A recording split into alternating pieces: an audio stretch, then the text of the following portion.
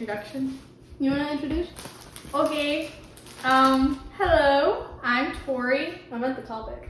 Oh, I thought you meant like people. No. Okay. Anyways, besides that, today we are going to be talking about mental health.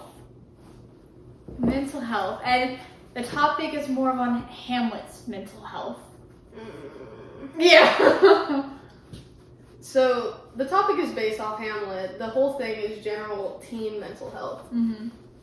I feel like it's just going straight downhill, or people are just being overly dramatic about it. Maybe a little bit of both. Little bit of both, yeah. But,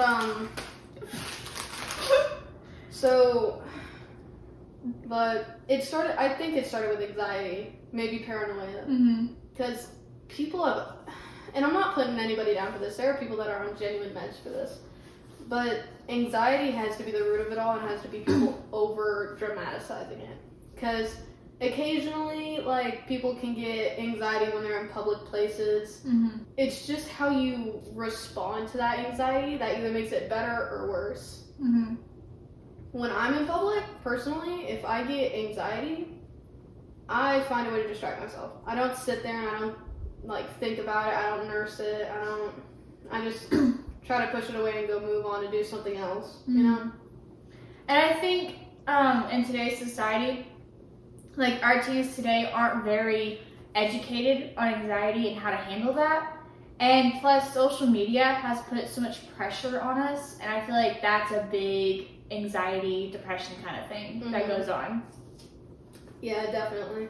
Because, I mean, I'm not downplaying anxiety at all. It can genuinely be bad and life-threatening for some people. Mm-hmm. My dad, for example, he has gotten to the point to where he's old enough that his anxiety grows on its own without being nursed, because he's an open person. But it's gotten to the point to where at work, when he's getting stressed, that's where that anxiety stems from.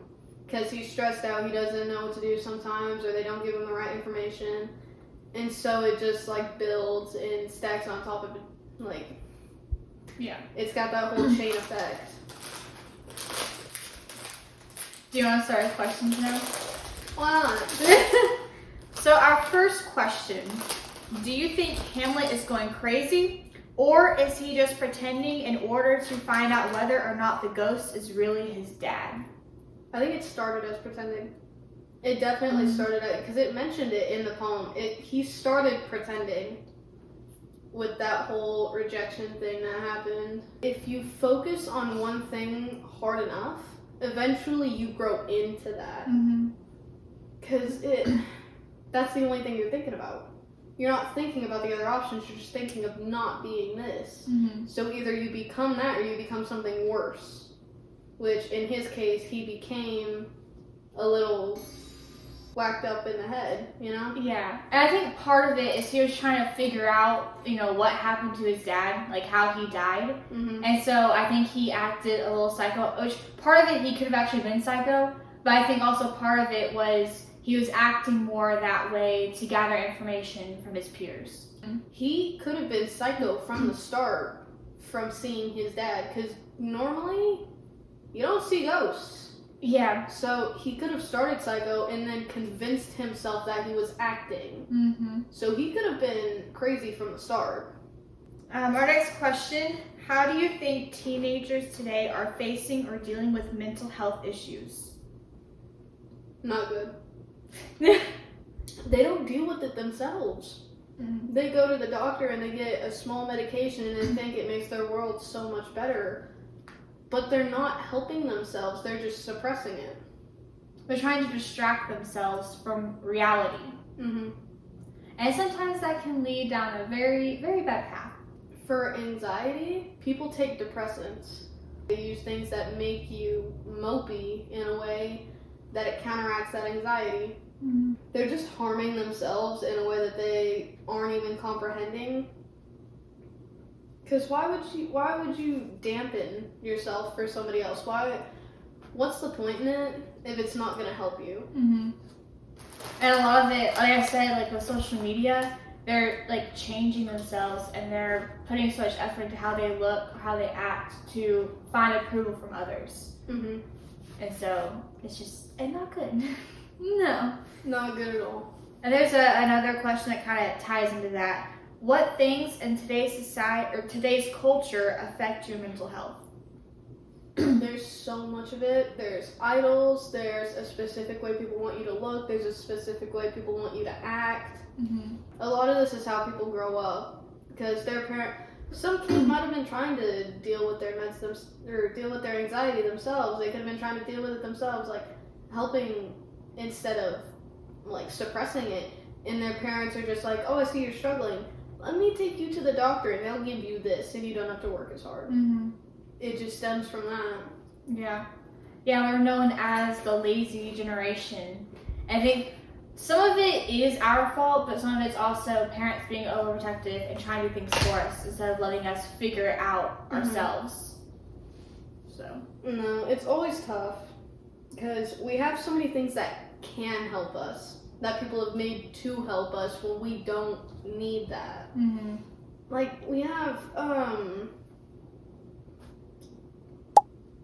there are people that have fireplaces, and instead of putting a genuine fire there, they put one of those screens up, and it's just a heater.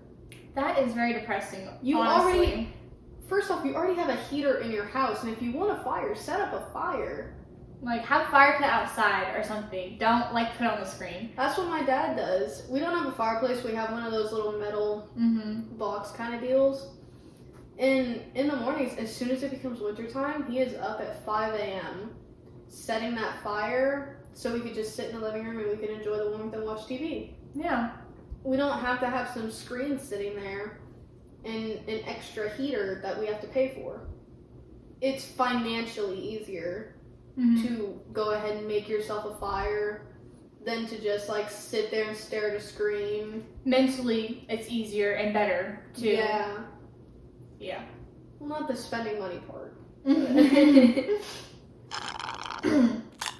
I found a verse that kind of just encourages those who do struggle with anxiety. It's Psalm 35. For his anger lasts only a moment, but his favor lasts a lifetime. Weeping may stay for the night, but rejoicing comes in the morning. Just to encourage, just to help. A lot of people, and most give the advice, think about now, like think about what's happening in the present, but at the same time, you can think about the future a little bit. Because if you're in the middle of like something to where your anxiety is like through the roof and you're trying to get through it, you just think about, oh, this is going to be over soon. Soon enough, I'm just going to be sitting down and I'm going to be relaxing. Yeah, it doesn't last forever. It's just in the moment kind of thing. You can think about the now, you just can't get stuck. You can't get stuck in any three of those realms. If you're in the past, you're thinking about things that have already happened that's going to lead to regret and maybe, oh, I should have done this. If you stay stuck in the now, that's when people start having anxiety attacks sometimes. Because you're thinking about what is currently happening, even though you know in the future it's going to end, but you're not looking at that part. You just can't be stuck in it. And if you look too far into the future, that's when you start getting doubts, like, oh, what if this doesn't happen? What if this doesn't happen? Or you miss what's right in front of you. Yeah. And it's okay to, like, fence it between those three, but you just can't get stuck in any of it. You have to constantly be thinking about like, if you want to go back to the past, think about a good past, you know? Like, some memories to look back on. Like nostalgia kind of ordeal. And it helps people most times to think about that stuff and to think about, oh, maybe this is gonna happen. I know this person is coming over. Maybe they can help. I know this can happen. Right now, what I can do is I can do this to help. Right now, I can do this to help it stop. Back then, oh, I learned from back then. Now I know how to stop it. And you just kind of, you don't get stuck, but you switch between the three to find ways to help. And people don't do that anymore. They take over-the-counter pills. They distract themselves. They try to walk away from the problem, and it's never going to go away if you don't face it. Yeah. And today's society, we just don't face it. Like we just do our own little thing. It's like that revenge video, which is not, it's not up on the channel because it got lost in OneDrive somewhere and we couldn't get it out. Mm-hmm. It's stuck on my shoelace. But in Revenge, we talked about a problem's not going to be fixed with someone unless you go and talk to them. That's right. You gotta face it, or it's not gonna get any better. Because that person might not have known what they did wrong, and they might be nursing that without even knowing it. Like someone taking pills. They take pills thinking it's helping, but it's really not. Because that anxiety is just growing and growing and growing, and you're not stopping it. You're just distracting yourself with something that's not gonna help you. Because if you find a way to deal with it without the meds, it's gonna be so much easier. Because God, for instance, like I used to have panic attacks all the time. I used to be so stressed and so anxious. And when I finally surrendered it all to God, all the anxiety went away. Mm-hmm. Really just went away. Because you don't have to worry about anything. Exactly. You put it all at his feet, and he takes it and he throws it in the trash bin right in front of you. Like he takes care of it. Like he has all this planned out, and so I don't have to worry about if anything's gonna go right or if I do this, what's gonna happen, you know, because he has it all planned out, and he's walking me through it. No, when I think of that, I imagine like you're on your knees in front of God and everything, and you're like, take these problems, and as you look down to pray, he's just like, problems. What do you mean? I don't see nothing. What are you talking about? It's like, you're all gone, man. I don't see nothing. What are you here for again? Anxiety can be serious. It genuinely can be if you don't stop it. That's where people get worse. That's how we have so many people nowadays that have to take the meds. Mm-hmm. That's why it's hindered them so much. Because when it starts and it's small and it gets to the point to where they notice it, that's when they start taking the meds, and that's when they start nursing it, and they just don't stop it. If you start and you notice it and you find ways to deal with it without the meds, like maybe fidget with your, not picking at your nails, not to the point, like not picking or biting at your nails, but maybe just like a little fidget, like the nails I have on now. The reason I like having nails is because one, it makes my hands look not so big, and two, because it's like easy to fidget with things. Because like I'll like tap it on stuff, I'll pick at them every once in a while, I'll do little fidgets with them, and it distracts me sometimes. It helps me like calm down a little bit when my mind's racing faster than I can keep up with. You just have to find a way that's healthy for you to deal with the problems. Again, people start with meds and it gets worse to the point to where they need the meds and they can't deal with anything else. It starts every becoming 4 hours. Addictive? Yes, that. It starts becoming like that, and then you feel like you can't live without it. You can't go like cold turkey immediately. Right. It's like a smoker. You can't immediately take them off that like depressant and expect them to do well for 24 hours without tweaking out. And so it's just, I don't want to call it human nature, but it's the nature that we've created for ourselves. Normally, we were similar to like dogs or cattle or something. If something was happening to you, you dealt with it and you kept living on with life. We've created our own nature to the point medication is our first option, and if medication doesn't work, then we have to find something else. Yeah. I mean, back in the day, they didn't have all of this. And so I really think it's just our health just keeps declining. We were kind of stupid with it back then, because like, if you go far back enough, if someone got an infection on a cut in their finger, they'd lose the whole hand, because they think it's some disease. So we don't want to resort back to that, but we want to ease off people using the meds, because that is what stems that whole mental health issue. And there are other mental health problems like ADHD, dyslexia. Those, I don't want to call them defects, but it's the coding in the brain to where something just wasn't, some input wasn't right. And so it's messing them up a little bit. What I've heard is ADHD people, You know how either someone thinks in like they talk to themselves or they picture something in their mind? Mm-hmm. That's some of the, like, probably the only two options a normal person has. ADHD, they see in 3D. That's why it's hard for them to read. Because if you try to write a P and you try to write a B, if you flip that 3D letter around enough, they look the same. Mm-hmm. Along with a D and maybe like a C and an S. And when they read, letters move around. There are genuine mental health problems that are to the point you have to take meds. Mm-hmm. You don't have a choice. You can't deal with it. And there are people that start that way. And maybe they can work themselves down a little bit or help it. And if you can help yourself without meds, I'd suggest it. But if you can't, then that's just a whole different story. We have one last question. Mm-hmm. Why do you think that society is more open to discussing mental health today versus other generations? Because it's genuinely a problem. Yeah. I also think, resorting back to social media again, on social media, you don't have a filter. And so you openly talk about anything. And that's a big thing that people talk about is their mental health. It's so much easier talking to a camera because it's not like you're looking someone in the eyes. Mm-hmm. It's more natural because I talk to myself every once in a while. If I'm alone in my room, I'm probably singing to myself where I'm like, ooh, maybe I want to wear this today or this tomorrow. Mm-hmm. You talk to yourself, you verbalize how you feel when nobody's around. With a phone, nobody's physically there.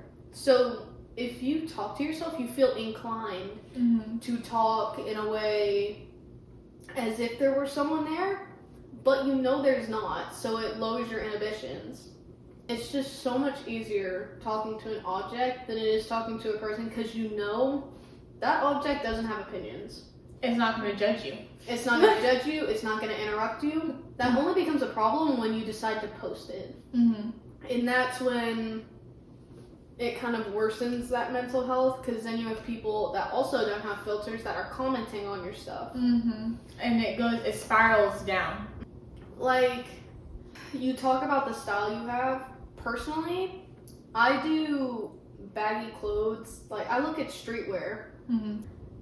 You have a long skirt to the ankles. You have a Jesus shirt on of some kind. Yeah. Like, I think I'm like Western mixed with like modern. Like, it's like a mixture. Occasionally I'll do Western. You've seen me in the vest and the button up and the pearl snap. It's just all an opinion. Because if you post online, oh, I love how people dress Western, I love the Western style, somebody's going to be like, oh, yeah, maybe not. At least not for me. And then there's going to be people that are like, oh yeah, Western looks good on most people, it looks good on you. It's always going to be a 50-50 whether you get it's just 49 and 49. What? 49 and 50. 49% are going to be negative, 50% is probably going to be positive, and then there's that 1% of people that are like, oh, I like this, but I also like this, but I also like what you have. Mm-hmm. And it's that 1% that's just kind of like, it's not positive or negative, it's kind of fence setting, but you don't get that very often. Yeah. Your foot scared me. Sorry. Foot's covering the blanket. Yeah, there's always going to be opinions, and that just leads into mental health most of the time. Mm-hmm. And it's you can't stop those people. They have inalienable rights. They can speak their mind. Mm-hmm. They're allowed to say this, and if you get offended, that's your fault for putting that online. That's what most people lead you to believe. The issue with most people is when they get those comments and it hurts them, they don't turn them off. You'll see YouTuber after YouTuber saying, hey, I don't like how y'all are saying this, I'm just trying to do this for this. Turn off your comments if it's bothering you so much. Mm-hmm. I don't want to pull anybody under the bus, but most people do it for attention. Because then once you fight back against those people, you get a wave of comments that's just like, you speak for yourself, you tell them where they are, you're doing a great job, I think you're doing amazing. Or you get those apologies to where it's like, oh, I didn't know it would hurt you this bad, oh, I didn't know this. Mm-hmm. And it nurtures that need for attention, But as soon as they get bad comments again, that mental health just kind of like drops, and then they do that whole video, and it just repeats that cycle. If you don't like what people are saying, turn off the comments or don't read them. Mm-hmm. It's as simple as that. Because if you have a nail in your leg, this is a little bit of an extreme ordeal. If you have a nail in your leg, would you rather leave it there and get maybe tetanus? Or would you go to the doctor and take it out? Yeah, like I would definitely go to the doctor. Yeah. So why are we letting the comments keep going? Like, there's a simple, when you get a YouTube channel and you post something on it, you have to download an app. Mm-hmm. It's an app to where it shows you the comments, it shows you the feed of like who's watching, like your audience, like who's seen it, how much of it are they watching before they skip, like if they liked it or not. Mm-hmm. It shows you that stuff. And you have a comment, and there's a little bit where you can go to the comments, and you read it, and it says comments, and it has an on or off button. Mm-hmm. Just click the off button, and that's it. That's all you have to. Just a button, a single button, and it's not even a real button. Not even a real button. You can turn it off so easily. So why not do it? It's so simple. As a part of our mental health, though, like they just are either wanting attention, like you said earlier, or they're just feeling lonely, and they're like, oh, let me just see what these people, like, I don't even know them, they don't know me, but let's just see what these people think. No. Okay. Yeah, that's it. That's probably about 5 minutes. I'm just talking. Mental health. Off topic, man. It's fine. Off topic. It's okay. We can try and cut it out. My leg.